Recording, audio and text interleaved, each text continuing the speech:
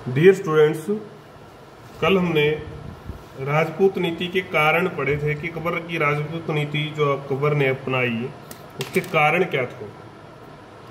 आज हम video number 7 में जो है राजपूत नीति की विशेषताएं पढ़ेंगे कि जो ये कूटनीतिक ये दूरदर्शिता वाली नीति अपनाई गई, इसमें क्या अकबर ने 3 मुख्य काम किए। संधि की, समझौते किए, संधि समझौते कर राजपूतों से क्या की गई, मित्रता। दूसरा काम क्या किया गया, जिन राजपूतों ने अधीनता स्वीकार कर ली उनके साथ सम्मान पूर्वक व्यवहार किया गया, उच्च पद दिए गए। अगर किसी ने थोड़ी बहुत कोशिश की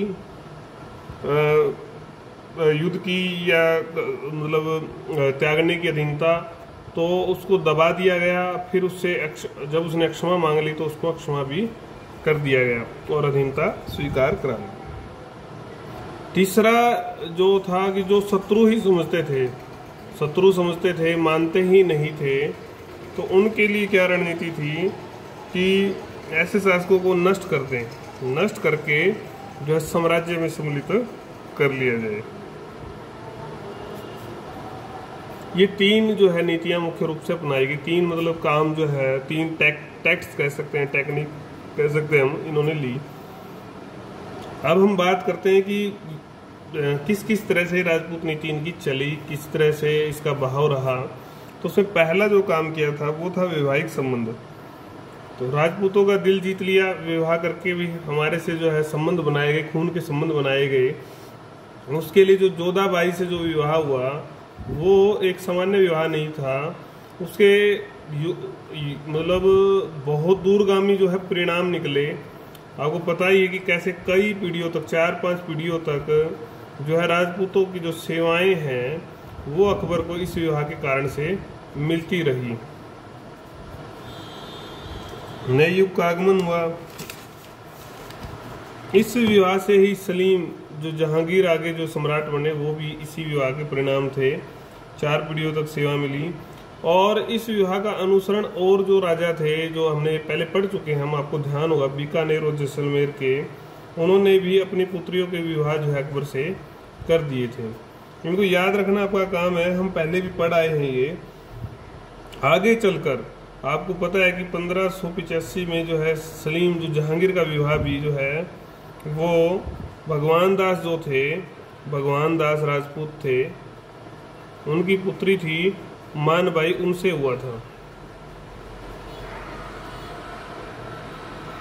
देखो, आप तो विशेष रूप से समझते ही हैं कि जब कोई रिश्तेदारी हो जाती है तो रिश्तेदारी में आदमी जो है सब जो है उसको निभाना पड़ता है। रीति रिवाज है, जो भी रस्में हैं, और जो भी फिर सुख दुख के साथी हो जाते हैं वो। तो इस तरह से राजपूत जो है पूरी तरह से फिर मुगलों के साथ या अकबर के साथ जो है हर चीज़ में सहभागी हो गए। और ये एक विवाह से शुरुआत हुई थी, जोधाबाई के विवाह से। इससे सुदृढ़ हुई सहभागिता और आगे चलकर इसने एक बड़े साम्राज्य का निर्माण किया। ऊंच पदों पर नियुक्ति। जिन लोगों ने भी हमने पढ़ के आए कि अधीनता स्वीकार कर ली तो उनको उच्च पद दिए गए थे, और जो वैसे ही मित्र संबंधी बन गए उनको भी पद दिए गए। अधीनता वाले को भी और मित्र वाले को भी, दोनों को ही दिए गए। और जिनको अक्षमा किया उनको भी दिए गए। तो ये योग्यता के अनुरूप होते थे पद। योग्यता, उसकी श्रेष्ठता, उसका कुल, उसका जो प्रभाव था, उस सब के अनुरूप जो है विश्वस्त और जो उत्तरदायित्व के जो पद थे वो दिए गए, बिना किसी भेदभाव के जो है इनको दिए गए। इनमें आपको पता ही है राजा भारमल जिन्होंने शुरुआत की थी, भगवान दास, मान सिंह बीकानेर के, राय कल्याण मल, जोधपुर के चंद्रसेन, जैसलमेर के भीमसेन, इन सब लोगों को जो है बड़े जो है वो मिले, मनसब मिले, पद मिले। आईने अकबरी आईने अकबरी क्या कहती है कि 51 मनसबदारों में से 17 जो मनसबदार थे वो राजपूत थे। बहुत ज्यादा उस समय जो 5000 के जो मनसब जो है या उससे ऊपर 5000 से ऊपर के जो मनसब राजकुमारों को दिए जाते थे, लेकिन एक अपवाद भी उस समय था, वो थे 7000 का मनसब जो है मान सिंह को दिया गया था। तो ये राजपूतों की प्रतिष्ठा को या उनके रुतबे को बताता है। टोडरमल हिंदू थे, इनको जो है दीवाने आला या वित्त मंत्री जो है नियुक्त किया गया था। राजा भगवान दास को जो है, अगर भगवान दास की बात करें हम, भगवान दास को जो है पंजाब का और मान सिंह को अफगानिस्तान का जो है गवर्नर नियुक्त किया गया था। तो सूबेदार बनाना आमतौर पर राजकुमार या इनके कुल के लोगों को ही बनाते थे, लेकिन अकबर ने ये जो काम किया, इनको राजपूतों को जो है इतनी बड़ी शक्तियां देने का जो काम किया, उसका कारण क्या बताया। BN लुनिया लिखते हैं कि अकबर ने स्वयं अनुभव कर लिया था कि ऊंच और श्रेष्ठ पदों पर आसीन मुसलमान पदाधिकारियों की अपेक्षा राजपूत अधिक विश्वसनीय हैं। ऐसा अकबर को विश्वास हो गया था उनके बहादुरी देखकर, उनका ईमानदारी देखकर। ये BN लुनिया लिखते हैं। तो इसके कारण से उस पदों पर नियुक्तियां की गई। धार्मिक स्वतंत्रता की बात करें तो जो भी अधीनस्थ कर्मचारी थे, राजपूत थे, या इनके परिवार की जो महिलाएं थी जो हिंदुओं से आई थी, तो उनकी जो संपत्ति थी, उनका जो धर्म था, उनका जो जीवन था, उसका पूरा ध्यान अकबर ने रखा। उनको स्वतंत्रता दी गई। राजपूतों के विरुद्ध जो धर्म युद्ध का नाम दिया जाता था वो भी देना बंद कर दिया। पवित्र स्थानों को लूटना बंद कर दिया।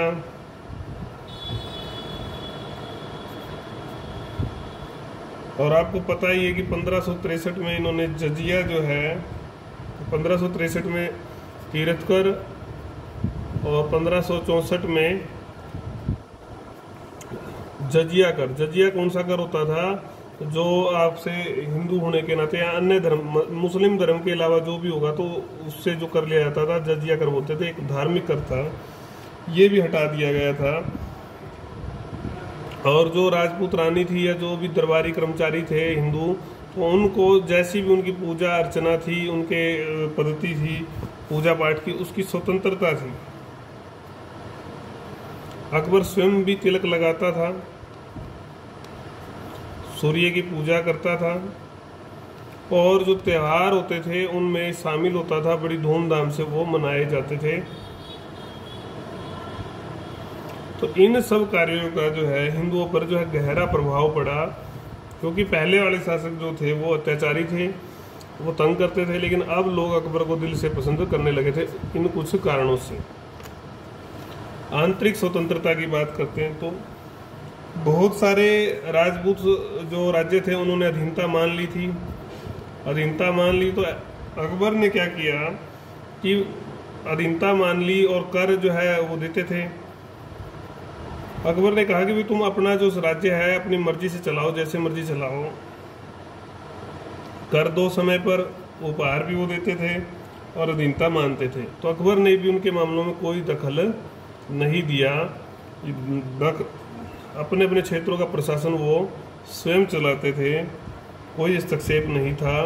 इस हस्तक्षेप न होने से ही जो है लंबे समय जो है ये शक्तियाँ जो है अकबर के विरुद्ध नहीं हुई, और अकबर के विरुद्ध न होने के परिणाम स्वरूप अकबर जो है अपना ध्यान साम्राज्य का विकास या साम्राज्य का विस्तार जो है करने में लगा सका।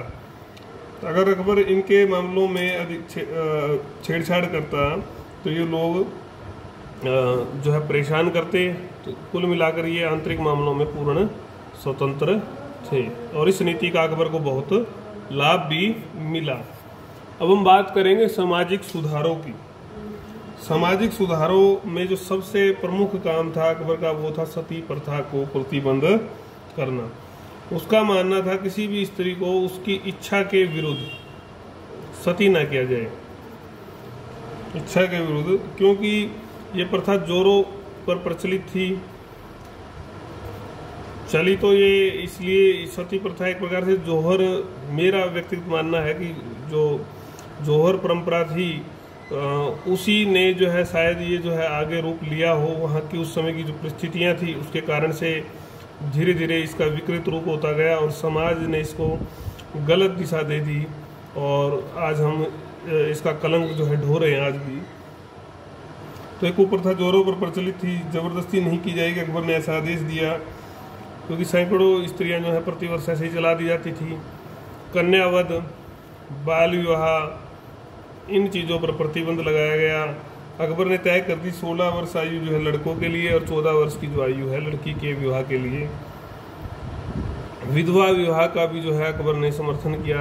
ये बड़ा मतलब सुधार जो हम राजा राम मोहन राय के काल में पढ़ेंगे तो ऐसे बात नहीं है, ये भी एक अच्छे सुधारक थे। इन्होंने कई जो है आदेश दिए। वेश्याओं को इन्होंने नगर से बाहर का आदेश दिया कि बाहर, नगर के बाहर रहेंगी और उस स्थान को शैतानपुरी बोला जाता था, शैतानपुरी। तो ये सुधार थे इनके, ये भी राजपूत नीति के परिणाम या उसका भाग थे। इस समाज को कैसे जो है ठीक अपने साथ लाया जाए। इसके कुछ बुरे परिणाम भी हुए। अगर हम देखें तो परिणाम ये था कि हिंदुओं ने सोचा कि भी हमारी परंपराओं को जो है छेड़छाड़ की जा रही है, जबकि इसका लाभ समाज को ही मिलने वाला था, भारतीय समाज को इसका लाभ हुआ था। अगर हम बात करते हैं अब विरोधी जो राजपूत उनसे युद्ध किए गए, क्यों उन लोगों ने अधीनता नहीं मानी, उन्होंने जो है हथियार नहीं छोड़े। तो ऐसे राज्यों में जो प्रमुख राज्य था वो था मेवाड़ और रणथंभौर, कालिंजर। मेवाड़ से 2 बार जो है लंबा संघर्ष चला। जो पहला संघर्ष चला वो संघर्ष था राणा उदय सिंह के साथ। राणा उदय सिंह के साथ जो है मैत्री करने के लिए कई जो है, आपने ये पढ़ चुके हैं हम, अकबर की जो साम्राज्य विस्तार था ये विजयों के अंतर्गत, इन सब राज्यों के बारे में हम पढ़ चुके हैं, रिवाइज कर रहे हैं केवल।